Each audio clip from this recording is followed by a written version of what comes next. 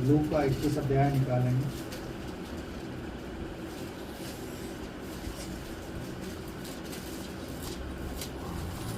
इसके 7 अध्याय से पढ़ेंगे, 7 पद से पढ़ेंगे। लूका 21 इसके 7 पद से। तब उन्होंने यह कहकर 2 पद पढ़ेंगे। तब उन्होंने यह कहकर उससे प्रश्न किया, हे गुरु, ये बातें कब होंगी और जब ये बातें होने को हों तो क्या चिन्ह होगा? उसने कहा, सावधान रहो, कहीं तुम भ्रमित न किए जाओ, क्योंकि बहुत से लोग मेरे नाम से आकर कहेंगे, मैं वही हूँ, और समय निकट आ पहुँचा, पर तुम उनके पीछे चले न जाना। अगला। जब तुम लड़ाइयों और बलवों की चर्चा सुनो तो घबरा न जाना, क्योंकि इनका पहले होना अवश्य है, परंतु उस समय तुरंत अंत न होगा। तब उसने उनसे कहा, जाति पर जाति और राज्य पर राज्य चढ़ाई करेगा, और बड़े बड़े भूकंप होंगे, और जगह जगह अकाल और महामारियां पड़ेंगी, और आकाश से भयंकर बातें और बड़े बड़े चिन्ह प्रकट होंगे। परंतु इन सब बातों से पहले वे मेरे नाम के कारण तुम्हें पकड़ेंगे और सताएंगे और पंचायतों में सौंपेंगे और बंदी गृह में डलवाएंगे और राजाओं और हाकिमों के सामने ले जाएंगे। यह तुम्हारे लिए गवाही देने का अवसर हो जाएगा, इसलिए अपने अपने मन में ठान रखो कि हम पहले से उत्तर देने की चिंता ना करेंगे, क्योंकि मैं तुम्हें ऐसा बोल और बुद्धि दूंगा कि तुम्हारे सब विरोधी सामना या खंडन ना कर सकेंगे। तुम्हारे माता पिता और भाई बहन, कुटुंब और मित्र भी तुम्हें पकड़वाएंगे, यहाँ तक कि तुम में से कुछ को मरवा डालेंगे। मेरे नाम के कारण सब लोग तुमसे बैर करेंगे, परंतु तुम्हारे सिर का एक बाल भी बांका ना होगा। अपने धीरज से तुम अपने प्राणों को बचाए रखोगे। बस आइए आंखें बंद करें, प्रार्थना। धन्यवाद प्यारे पिता, एक बार फिर से आपके पुत्र हमारे उद्धारकर्ता प्रभु यीशु के सामर्थी नाम का धन्यवाद करते हैं। वचन को सीखना चाहते हैं प्रभु, आपका पवित्र आत्मा हमें सीखने सिखाने में मदद करे, क्योंकि पवित्र आत्मा ही हमारा शिक्षक है, पवित्र आत्मा ही हमारा अगुवा है, पवित्र आत्मा ही हमें बुद्धि और समझ देने वाला है। पवित्र आत्मा हम सभी की सहायता करे, जितने यहाँ बैठे हैं हर एक को बुद्धि और ज्ञान को खोल प्रभु, जो सोए हुए हैं उन्हें जागृत कर, तेरा आत्मा उनको प्यारे प्रभु धधकती हुई आग बनाए, क्योंकि आप अपने दासों को, अपने सेवकों को, अपने लोगों को धधकती हुई आग बनाते हैं प्यारे प्रभु। वचन का प्रकाशन दे, सीखने में सिखाने में मदद करें, ताकि इस वचन को सीखें और समझें, आपकी महिमा करें। इस वचन के द्वारा आपकी महिमा करें। जितने यहाँ मौजूद हैं आपके हाथों में सौंपते हैं, जो नहीं आए हैं एक बार फिर से उनको आपके हाथों में सौंपते हैं। आप सहायता करें, शुरू से अंत तक इस आराधना का संचालन आप करें। आपकी उपस्थिति हमारे बीच में है प्यारे प्रभु, धन्यवाद करते हैं। अब तक संभाला है, आगे भी आप ही संभालें। प्रार्थना को सुना है, धन्यवाद। यीशु प्रभु के नाम से मांगते हैं, आमीन। हालेलुया। हालेलुया। सबने सुना क्या क्या होने वाला है। ये जो संसार में इन दिनों हो रहा है, ये कोई नई चीज नहीं हो रही, ये बाइबल में पहले से लिखा हुआ है।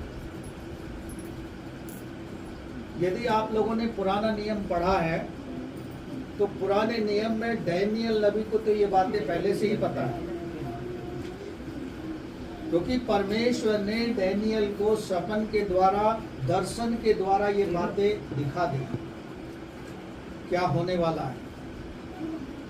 और स्वर्गदूत ने आके डैनियल को कहा भी कि इस पुस्तक को बंद कर दे, क्योंकि अभी इनके होने में समय है। लेकिन समय आ चुका है। प्रकाशित वाक्य को पढ़ोगे, वहां लिखा है हाकिम द्वार पर है। वो हाकिम कौन है? प्रभु यीशु मसीह। जब हम महान आदेश को पढ़ते हैं, वो आज्ञा देकर गया, जाओ और जाति जाति के लोगों के बीच में सुसमाचार सुनाओ और उन्हें मेरी आज्ञाएं मानना सिखाओ। क्या हम लोग उसकी आज्ञा को मान रहे हैं, उन आज्ञाओं पर चल रहे हैं। चेले यीशु मसीह से पूछना चाहते थे कि ये सारी चीजें कब होंगी। आज भी लोग अपना भविष्य पूछते हैं, संसारिक लोग ज्यादा पूछते हैं। कोई भविष्य बताने वाला मिल जाता है, उससे पूछते हैं कि मेरे जीवन में क्या होने वाला है, और वो अपने तरीके से उन्हें बताता है। लेकिन हमारा और आपका भविष्य बताने वाला परमेश्वर है। ये वचन है जो हमारे भविष्य को डिसाइड करता है, जो हमें आगे लेकर जाता है। अब जो इस समय हो रहा है संसार में, आप देख रहे हो लड़ाइयां हो रही हैं, महासंकट का आरंभ है, अभी अंत नहीं है। अंत तो इससे भयानक होगा, क्योंकि ये जो सूर्य और चंद्रमा हम देख रहे हैं, जो सूर्य रोशनी दे रहा है, ये रोशनी देना बंद कर देगा। लोग दिन में ही अंधियारे को देख पाएंगे। ये सूर्य चंद्रमा टूटकर पृथ्वी पर गिरने लगेंगे। इस तरह की भयानक बातें होनी बाकी है। लेकिन मैं देख रहा हूं ज्यादातर कलीसियाओं में लोग सोए हुए हैं, ठंडे पड़े हैं। लेकिन वचन ये कहता है कि जैसे ये समय आते निकट देखो, तो एक दूसरे को चिताओ और एक दूसरे को उत्साहित करते रहो। लेकिन ना तो लोग एक दूसरे को उत्साहित कर रहे हैं। वो उत्साहित तो तब करेंगे जब खुद भी प्रार्थना में आएंगे। ये तो आरंभ हो चुका है, यीशु मसीह आने वाला है, लेकिन आने से पहले कुछ हमें भी कलेश उठाने पड़ेंगे। पौलुस कहता है जो भक्ति का जीवन जीना चाहते हैं उन्हें तो दुख सहना ही होगा। हम पे जो विपत्ति आने वाली हैं या आएंगी, पूरा संसार जो विपत्ति भोग रहा है, कुछ लोगों को लग रहा है बहुत अच्छा हो रहा है, लेकिन भयानक विपत्तियां आने वाली हैं। जैसे कोविड अचानक आ गया था, कोई नई बीमारी आ जाएगी। हमारे देश में उसका इलाज नहीं है, लेकिन परमेश्वर के पास इलाज है उसका। आपने यदि निर्गमन को पुस्तक को पढ़ा होगा, तो परमेश्वर ने मिस्रियों पर, जो मिस्र का राजा था, फिरौन जो था, उसके प्रजा पर कितनी सारी विपत्तियां डाली थी, लेकिन वो विपत्तियां इजरायलियों के पास नहीं पहुंची। जबकि इजरायली ना तो परमेश्वर की आज्ञा मानते थे, ना उसके आज्ञाओं पर चलते थे, ना उससे प्रेम करते थे, केवल भय बनाकर अपने भय में जीते थे। परमेश्वर चाहता था कि परमेश्वर का भय मानकर उसकी अधीनता में, उसकी आज्ञाओं में, उसके प्रेम में बढ़े, लेकिन वो लोग फिर भी परमेश्वर ने उनको बचाया। क्या हमारी हालत भी उसी के जैसी, उन्हीं के जैसी हो गई है? बहुत सारी कलीसियाओं में देखते हैं, पासवान भी बताते हैं कि कलीसियाओं में लोग आना बंद कर रहे हैं। क्यों? क्योंकि उन्हें अपनी सुख सुविधाओं के हिसाब से चलना है। क्या परमेश्वर देने वाला नहीं है? हम खुद ही गवाही देते हैं कि परमेश्वर ने मुझे ये दिया, मेरे जीवन में ये काम कर दिया, तो फिर हम परमेश्वर को महिमा क्यों नहीं देते? चलिए परमेश्वर के वचन की ओर चलेंगे और पढ़ेंगे। यूहन्ना 16 अध्याय को पढ़ें। यहाँ क्या कहता है? यहाँ भी कुछ कहता है परमेश्वर का वचन।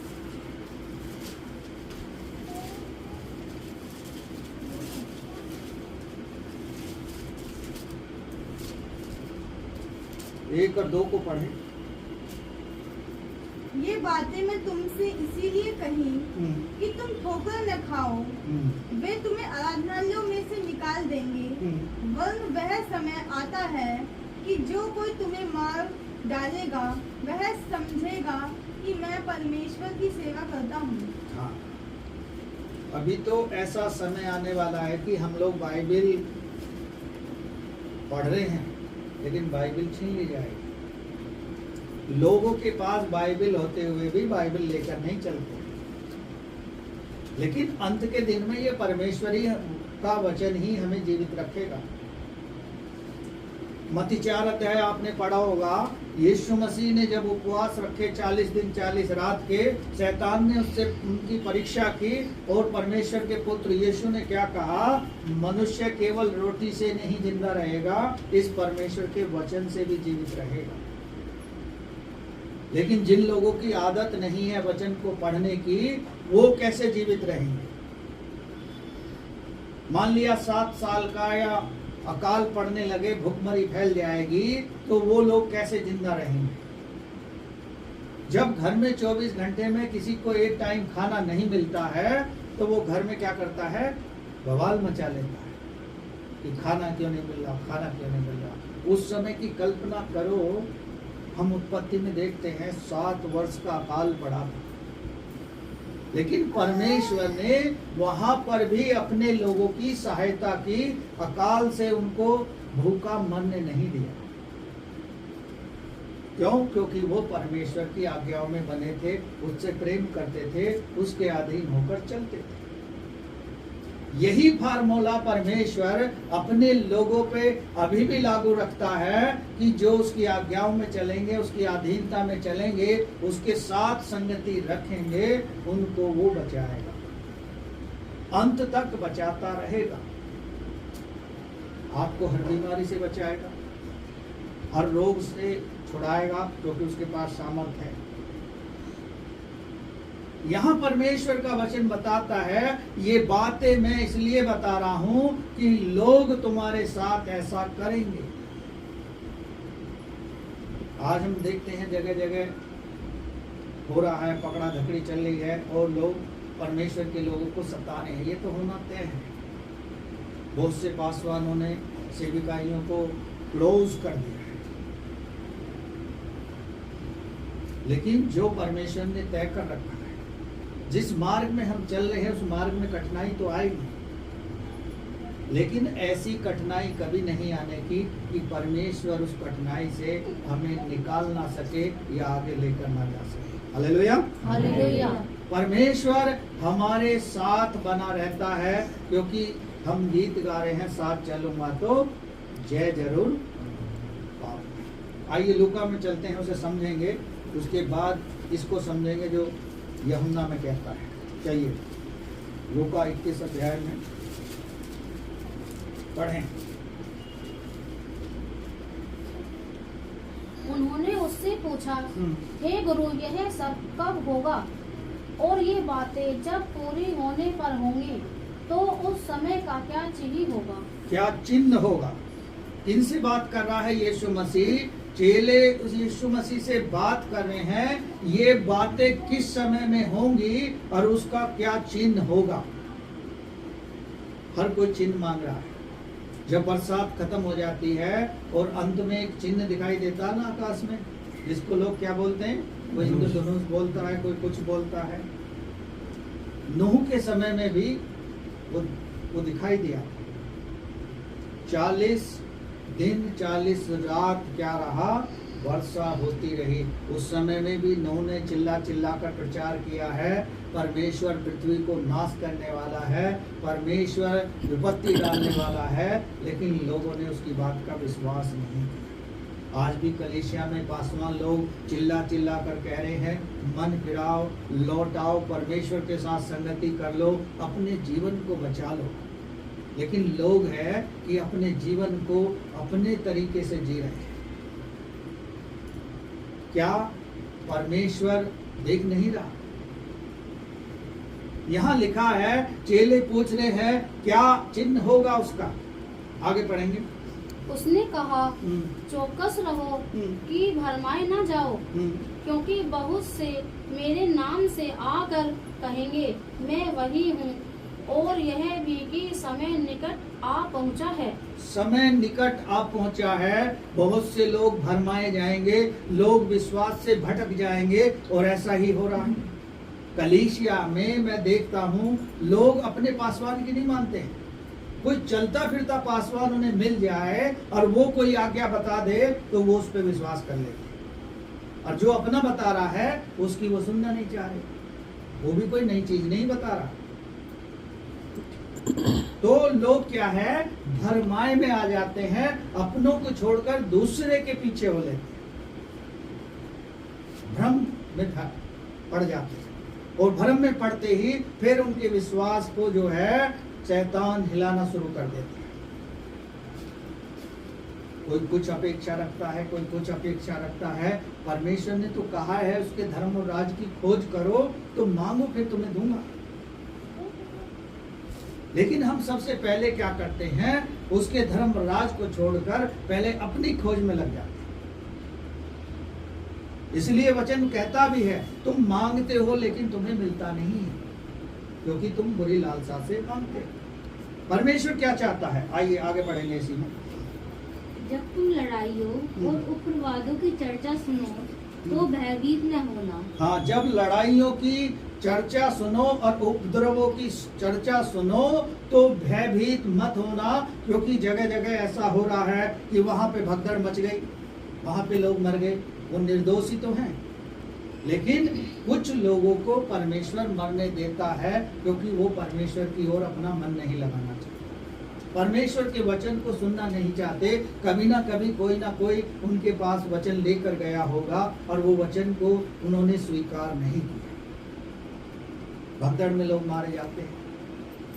और ऐसा होने दे रहा है परमेश्वर, क्योंकि लोग परमेश्वर की नहीं सुन रहे हैं। लोग अपनी सुनने में लगे हुए हैं, अपनी बुद्धि और समझ से अपने जीवन को बिता रहे हैं, अपने जीवन का चाल चलन अपने हिसाब से जी रहे हैं। इसलिए परमेश्वर का वचन क्या कहता है, आगे बढ़ेंगे। इन बातों का पहले होना आवश्यक है, परंतु उस समय एकाएक अंत न होगा। हाँ, एकाएक अंत नहीं होगा। लोग ये सोच रहे हैं कि अब अंत हो जाएगा। मैंने कुछ दिन पहले हापुड़ में भी एक बोर्ड देखा था कि संसार का अंत होने वाला है, जल प्रलय से ये विनाश होने वाला है। क्या हम बाइबल के पढ़ने वाले इस बात को भूल गए हैं कि परमेश्वर अब जो नाश करेगा पृथ्वी का, वो जल प्रलय से नहीं करेगा, आग बरसेगी। जिसको सूर्य में की थोड़ी सी धूप हो जाती है ना, गर्मी लगने लगती है, तो हमें ऐसा लगने लगता है कितनी तपन हो रही है, कितनी आग निकल रही है, आग बरस रही है आसमान से। जब उम्मीद करो, कल्पना करो कि जब ये सूर्य टूटकर पृथ्वी पर गिरेगा, कितनी आग फैल जाएगी और पृथ्वी उस आग से नष्ट होने लगेगी। आगे पढ़ेंगे। तब वह उनसे कहने लगा, जाति के विरुद्ध जाति और राज्य के विरुद्ध राज्य खड़े होंगे, भयंकर भूकंप होंगे, जगह जगह महामारी होंगी, वह अकाल पड़ेंगे, आकाश में भयंकर बातें और बड़े बड़े चिन्ह दिखाई देंगे। हाँ, बड़े बड़े चिन्ह दिखाई देंगे, भयंकर बातें होंगी और भूकंप आएंगे और लड़ाइयाँ होंगी, उपद्रव होंगे। क्या ये संसार में नहीं हो रहा? बहुत से भाई बहनों को जब मैं मिलता हूँ वो पूछते हैं कि क्यों मास्टर जी ये जो हो रहा है आप जानते हैं इसके बारे में? मैंने कहा हाँ, हमें पता, सही हो रहा है, जो हो रहा है सही हो रहा है। लोग सोचते हैं कि इन्हें कैसे पता है। मैंने कि आप भी पढ़ोगे, आप भी जानोगे कि परमेश्वर क्या कर रहा है इन दिनों संसार में। आपने उत्पत्ति से लेकर प्रकाशित वाक्य तक कहीं भी कुछ भी पढ़ लो, परमेश्वर मनुष्य जाति के लिए ही काम कर रहा है। मनुष्य जाति को सुधारना चाहता है, उसकी उन्नति देखना चाहता है, लेकिन मनुष्य जाति है कि ना अपनी उन्नति को देखना चाहती, ना अपने मोटिव को पहचानना चाहती, केवल अपने हिसाब से जीवन जी रहे, अपने हिसाब से चल रहे हैं। यहाँ लिख रहा है, तो परमेश्वर का सेवक कह रहा है कि जब ऐसा होने लगे तो अंत नहीं होगा, वो शुरुआत होगी, प्रारंभ होगा। आगे बढ़ो। पर इन सब बातों के होने से पहले मेरे नाम के कारण वे तुम्हें पकड़ेंगे, तुम्हें सताएंगे, सभागृहों में ले जाएंगे और बंदीगृहों में डालेंगे और राज्यों व अधिकारियों के पास ले जाएंगे। इससे तुम्हें साक्षी देने का अवसर मिलेगा। अतः अपने मन में बचाव के लिए पहले से तैयारी न करना, क्योंकि मैं तुम्हें ऐसी बोली और ऐसी बुद्धि दूंगा कि शत्रु में से कोई भी तुम्हारा न तो सामना और न खंडन ही कर सकेगा। परमेश्वर कितना बड़ा वायदा कर रहा है कि आप डरना मत। जब लोग ऐसा करेंगे, पंचायतों में सौंपेंगे, हाकिमों के पास ले जाएंगे, बंदी गृह में डाल देंगे, लेकिन तुम डरना मत। जो भी जिस किसी को भी परमेश्वर के सेवक को लोगों ने छल से या धोखे से पकड़ लिया है, क्या परमेश्वर ने उन्हें छुड़ाया? नहीं, परमेश्वर ने छुड़ाया। जो पंचायतों में सौंप दिए गए हैं, परमेश्वर उन्हें छुड़ाता नहीं है। यीशु मसीह ने एक बार 39 कोड़े खाए, लेकिन पौलुस ने कई बार 39 कोड़े खाए। कितनी बार उसको मारा पीटा गया, अधमरा करके छोड़ दिया गया और फेंक दिया गया कि ये व्यक्ति मर चुका है, और उसे डाल दिया गया, लेकिन फिर भी परमेश्वर ने उसे जीवित रखा। वो पौलुस जो कभी कलीसियाओं को सताया करता था, परमेश्वर की सामर्थ जब उस पर उतरी तो उनका जीवन बदल गया। परमेश्वर हमारा और आपका भी जीवन बदल कर हमें इस लायक बनाया है, हमें पापों को से छुड़ाकर अपना लहू देकर हमें शुद्ध किया है, पवित्र किया है, और हमको इस लायक बनाया कि हम और लोगों के लिए बैठकर प्रार्थना कर सकते हैं, और लोगों को बचा सकते हैं, और लोगों को उस अनंत जीवन का भागीदार पार्टिसिपेट्स बना सकते हैं। लेकिन हम हैं कि सो रहे हैं, हम हैं कि जाग नहीं रहे हैं। प्रार्थना का कोई हमारे अंदर महत्व नहीं है, कोई हमारे अंदर वचन का कोई महत्व नहीं है, हमारे अंदर कोई प्रार्थना करने की कोई सामर्थ्य नहीं है, क्योंकि हम खा पी तो अच्छा रहे हैं, लेकिन हमारे अंदर बल नहीं। देखने में तो हम हेल्दी लग रहे हैं, लेकिन हमारे अंदर आत्मिक बल नहीं। इसलिए परमेश्वर का वचन कहता है, आत्मा तो तैयार है लेकिन शरीर दुर्बल है। ये शरीर बलवंत कब होगा? जब हम परमेश्वर से प्रार्थना करेंगे, उसके सामने घुटने टेक देंगे, भीतरी कोठरी में जाएंगे और उससे प्रार्थना करेंगे, वो आपसे बात करेगा। क्या हम कभी प्रयास करते हैं कि उससे बात करें कि प्रभु जब अंत के दिनों में होगा, क्या तू मुझको बचाए रखेगा? क्या मेरे परिवार को बचा लेगा, या मेरे रिश्तेदारों को बचाएगा? जिन्होंने तेरे वचन को नहीं सुना है, उनको मुझ तक पहुंचा दे कि मैं भी उनको वचन को सुना दूं। लेकिन हम हैं कि अपने इच्छा के अनुसार जीवन जी रहे हैं। कोई किसी चिंता में लगा है, कोई किसी चिंता में लगा है, कोई किसी फिक्र में लगा है। बहुत से आप में से यहीं बैठे हैं, लेकिन सोच कहीं और की रहे होंगे। यहाँ पे बैठ के भी देखते हैं कि लोग कहीं और की सोचते हैं। इसलिए परमेश्वर का वचन क्या कहता है, पढ़े यहेजकेल 33 के 31 को। क्या कहता है परमेश्वर का वचन? यहेजकेल की पुस्तक 33 अध्याय के 31 पद को पढ़े। वे प्रजा के सामने तेरे पास आते और मेरी स्वाति पढ़े।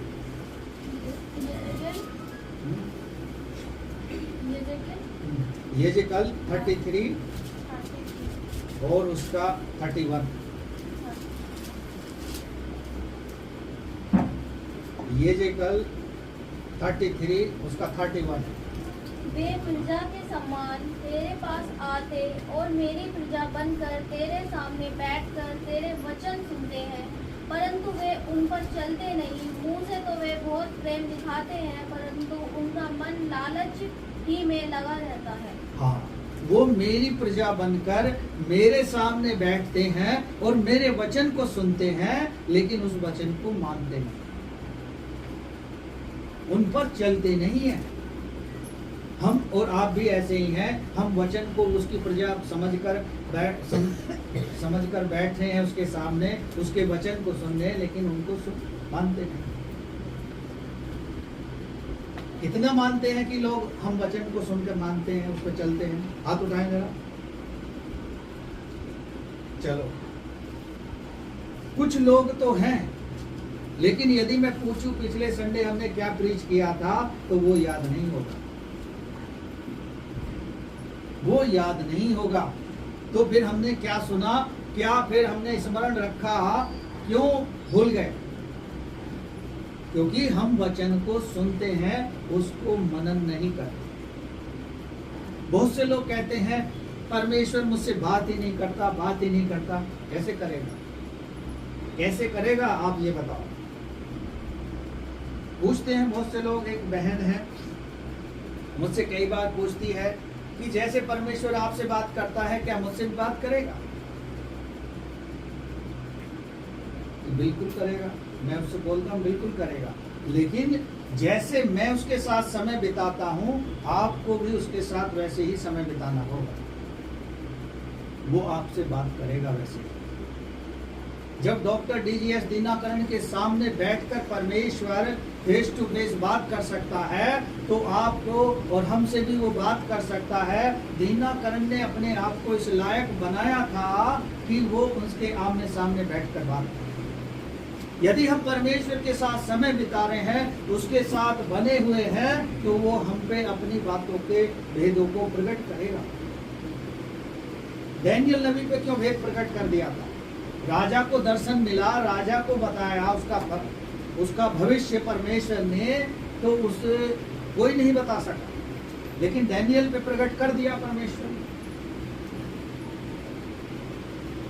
ऐसे ही परमेश्वर आप पर, हम पर प्रकट करता है एक दूसरे की बातें और संसार की बातें। क्या होने वाला है वो कह रहा है, जब तुम्हें लोग बंदी गृह में डालेंगे, पंचायतों में सौंपेंगे, क्लेश आपको सहने पड़ेंगे, लोग कहेंगे कि मैं हूँ वो जिसकी तुम इंतजार कर रहे हो,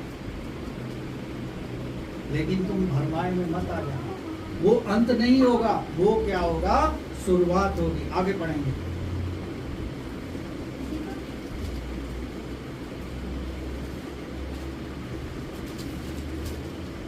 चलिए 16-17 पढ़ाए या लूका 21 अध्याय में। परंतु तुम्हारे माता पिता, भाई, संबंधी और मित्र भी धोखा देकर तुम्हें पकड़वाएंगे और तुम में से कितनों को मरवा डालेंगे। हाँ, वो क्यों पकड़वाएंगे? अब इसका रीजन जान लो। वो माता पिता या अपने परिवार के लोग क्यों पकड़वाएंगे? यीशु मसीह के 12 चेले थे, उन 12 में से ही एक ने पकड़वा दिया। वो कौन था पता है किसी को? क्या नाम था उसका? यहूदा इस्करियोती। तो हम में से भी बहुत सारे, हमारे परिवार में से बहुत सारे यहूदा इस्करियोती होते हैं, जो वचन को ना सुनते हैं, ना मानते हैं, ना समझते हैं। बस वो इतना जानते हैं कि ये पता नहीं क्या कर रहा है। उन्हें पता होता है, लेकिन वो अनजान बनते, उन्हें पता नहीं है कि उनका अंत क्या है, क्योंकि उन्होंने अपना विनाश खुद तय कर लिया। इसलिए इस बात से मत डरो, परमेश्वर तुम्हारे साथ बना है। जिस नाव में आप सफर कर रहे हो उसका वो संचालक है, लेकिन जो हम अपने जीवन रूपी नाव को खुद संचालित कर रहे हैं, वो हमारे जीवन में वो परमेश्वर नहीं चाहते। हम उसके हाथ में अपनी नाव को सौंप। जब चेले आपत्ति में डर गए, आंधी तूफान को देखकर डर गए, आप और हम तो अलग हैं। चेले तो उसके साथ 24 घंटे साथ रहते थे। हम में से बहुत से ऐसे हैं जिसने 1 महीने में पूरे भी बाइबल खोल के नहीं देखी होगी कि आज मैं कुछ पढ़ लूं।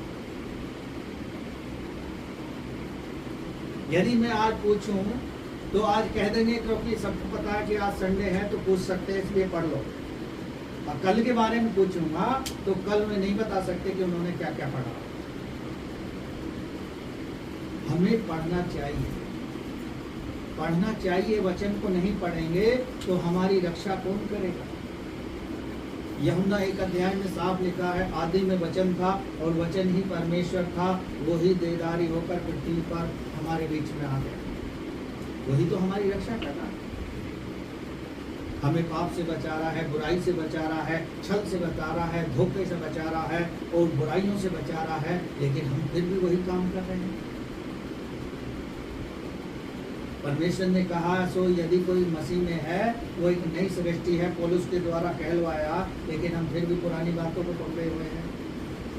पुरानी बातें हमारे जीवन में बनी हुई हैं, तो हम कैसे बचेंगे? कैसे महाक्लेशों से, महासंकट से कैसे बचाएगा परमेश्वर? जब सदोम और अमोरा को नाश कर रहा था परमेश्वर, तो अब्राहम ने परमेश्वर से वार्ता करके बहस की थी, क्या उसमें 100 लोग होंगे, क्या तू छोड़ देगा? 50 होंगे, छोड़ देगा?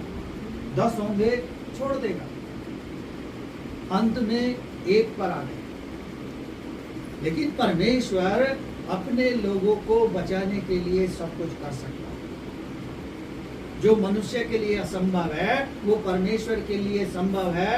सदोम और अमोरा का जब नाश किया परमेश्वर ने, तो क्या कहा था लूत से, पीछे मत देखना। लेकिन उसकी पत्नी ने चेक कर लिया, क्योंकि बुद्धिमान होगी शायद, कि देखो तो सही पीछे क्या हो रहा। आज भी वो ऐसे ही खड़ी है, नमक का खंभे बना। आज भी जब लोग वहां जाते हैं वो ऐसे ही है। तो जितना परमेश्वर कहे उसकी आज्ञा का पालन कर। यदि वो कह रहा है इस गली में मत जाना, तो उस गली में मत जाना। लेकिन लोग चेक करते हैं, इस गली में जाके देख लें क्या बुराई है, फिर हमारा हाल वैसे ही हो जाएगा। हालेलुया। हालेलुया। आगे पढ़ें। मेरे नाम के कारण सब तुमसे घृणा करेंगे, फिर भी तुम्हारा एक बाल भी बाका न होगा। हाँ, यहाँ कह रहा है परमेश्वर का वचन, मेरे नाम के कारण घृणा करेंगे। यीशु मसीह के नाम को हम जानते हैं, उसकी सच्चाई को हम जानते हैं कि यीशु ही उद्धार करता है, उसके द्वारा ही अनंत जीवन मिल सकता है। इसलिए वो लोग हमसे बैर करते हैं। जो हम करते हैं वो नहीं करते, और जो वो करते हैं वो हम नहीं करते। मैंने देखा बहुत से मसीह लोगों को भी, जो वो कर रहे हैं वो भी वही कर रहे हैं। लेकिन परमेश्वर का वचन कहता है जो वो करते हैं वो हम नहीं कर सकते, और ना ही हमें करना चाहिए। यदि हम कर रहे हैं तो हमारा जीवन अभी भी बदला नहीं, और जब बदला नहीं है तो परमेश्वर कहीं भी किसी भी प्रकार से हमें कोई सुरक्षा नहीं दे सकता। इसलिए वो कह रहा है मेरे नाम के कारण तुमसे बैर करेंगे, लेकिन फिर भी तुम्हारा एक बाल भी बाका नहीं होगा, यानी एक बाल को भी वो गिरा नहीं सकते। दुश्मन आएगा चढ़ाई करके, लेकिन परमेश्वर उसे दूसरे रास्ते से वापस ले जाएगा। क्या आप वचन को पढ़ते हैं? क्या अंतिम दिनों के लिए तैयार हैं? जो क्लेश और जो संकट आ रहे हैं, ये तो शुरुआत है। डैनियल नबी को तो कितने साल पहले परमेश्वर ने दिखा दिया था। प्रकाशित वाक्य में यूहन्ना को परमेश्वर ने दिखा दिया था कि संसार में होने क्या जा रहा है। कलीसियाओं में भी प्रचार किया जा रहा है कि क्या होने वाला है, लेकिन अपने लोग सोए हैं चद्दर तान। ना संडे में जाने की जरूरत, ना प्रार्थना करने की जरूरत, बस लगे हैं तो काम काम काम काम। लेकिन क्या होगा उस काम का? धनी से भी तो कहा था परमेश्वर ने, आज ही रात तेरा प्राण ले लिया जाएगा, तो क्या फायदा होगा धन का? आज जितने हम देश में धन उद्योगपति धनाढ्यों को देख रहे हैं, जब परमेश्वर उनका प्राण ले लेगा तो उनके धन का क्या होगा? किसी को पता है क्या होगा? इसलिए राजा दाऊद कहता है भजन संहिता में, डरते हुए कांपते हुए यहोवा की आराधना करो।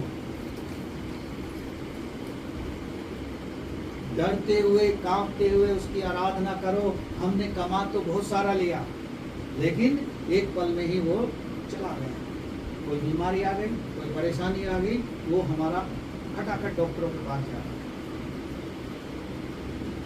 क्योंकि हमने कमाया तो बहुत, मेहनत तो बहुत करी, लेकिन काम काम काम में लगे रहे। परमेश्वर को ना महत्व दिया, ना वचन को महत्व दिया, ना प्रार्थना को महत्व दिया, और अपनी दौड़ में दौड़ते रहे। पौलुस क्या कहता है? दौड़ तो सभी दौड़ते हैं, लेकिन जीतता तो कोई एक ही है। संसार के लोग बहुत सारी दौड़ दौड़ रहे हैं, लेकिन क्या वो सभी जीत जाएंगे? हम मसीह लोग जिस दौड़ में दौड़ रहे हैं, हमें पक्का विश्वास है कि अनंत जीवन परमेश्वर आपको और हमको देगा। लेकिन कब? जब हम उसकी इच्छा के अनुसार जीवन को जिएंगे। आगे बढ़े।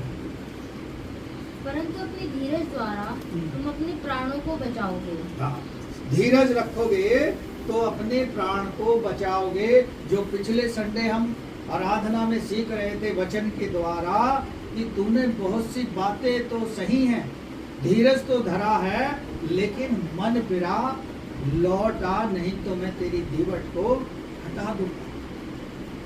वो दीवट क्या है? वो दीवट हमारे जीवन की सुरक्षा है, हमारे अंदर की सांस है, वो वापस ले लेगा। उसने हमें कुछ अवसर दे रखा है, पृथ्वी पर रहकर हम उसकी महिमा करें। लेकिन हम परमेश्वर की महिमा भुलाकर किसी और को महिमा दे रहे हैं, तो वो देख रहा है। क्योंकि जिस तरह हम टच मोबाइल चला रहे हैं, वो अपनी हथेली में देख रखा है कि हाँ बेटा शाबाश, आज सो, संडे है, खूब सो। लेकिन जगह तो मैं ही दूंगा एक दिन, और ऐसा जगाऊंगा कि फिर तू बहुत दिन तक चिल्लाता रहे। क्या हम परमेश्वर को अपने कार्यों से प्रसन्न कर रहे हैं या मनुष्यों को प्रसन्न कर रहे हैं? पौलुस कहता है गलतियों की पत्री में कि मैं मनुष्यों को प्रसन्न करने वाले काम नहीं करता, मैं वो काम करता हूं जो परमेश्वर को प्रसन्न करता। वो काम कठिन है, वो असंभव से हमें लगते हैं, लेकिन जब हमारे अंदर परमेश्वर का हृदय होगा, परमेश्वर का दिया हुआ मन होगा, तो हमारे लिए आसान होगा। ये जिकल 37 अध्याय को आप पढ़ोगे और वहां साफ लिखा है, मैं तुझे नया हृदय, नया मन दूंगा, पत्थर का हृदय निकाल दूंगा जो हमने कठोर कर रखा है, प्रार्थना ना करने के लिए, संगति में ना जाने के लिए, वचन को ना पढ़ने के लिए, और अपने जीवन को यूं ही अंधकार में डाल रखा। क्योंकि शैतान कामयाब होगा। मान लिया किसी का आज मन करा कि हाँ आज मैं तैयार होकर संडे में जाऊंगा, अब शैतान देखता रहता है, वो सोचता है यार ये तो तेरे फंदे से निकल रहा है। फिर दूसरा क्या कहता है, क्योंकि शैतान अंदर होकर ही काम करता है, ऐसा है तो आज यहीं रुक जा, हमें जाने दे तो अगले संडे चलो। वो इस मौके की ताक में रहता है, क्योंकि वो सोचता है ठीक है मैं घर के काम कर लूंगा, तुम मुझे नहीं छोड़ जाओ। क्या हम उसके भविष्य को बना रहे हैं या बिगाड़ रहे हैं? शैतान उसके अंदर एक दिन ऐसा बैठ जाएगा कि आप उसे निकालने को कहोगे, वो निकलेगा नहीं, बड़ी मशक्कत करनी पड़ेगी। तब हमें ऐसा लगेगा कि हमारा जीवन जो है कठिनाइयों से भर गया। परमेश्वर हमें अपना बेटा बेटी मानता है, तो बेटा बेटी जैसा प्रेम भी करता है, हम भी उससे उतना ही प्रेम करें जितना वो हमसे करता है। संसार में क्या होने वाला है, क्या क्लेश आने वाले हैं, वो हमें बचाना चाहता है।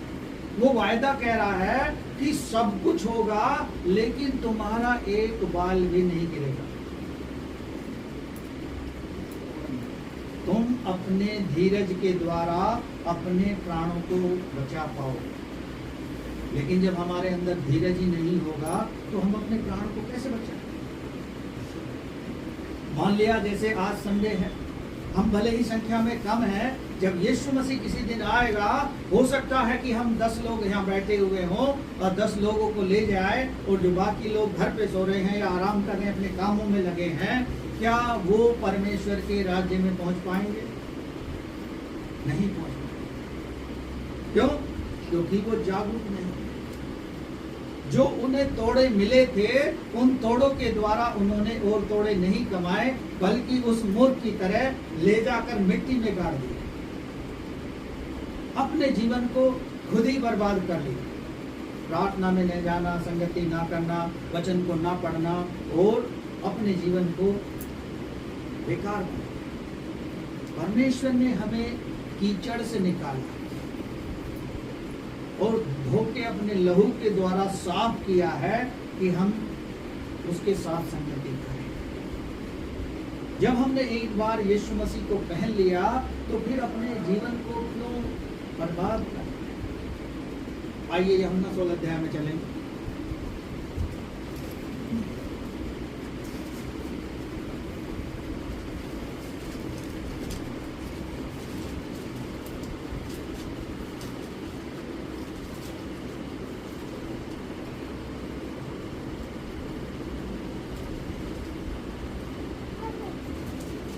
चलिए इसका दूसरा पद पढ़ें।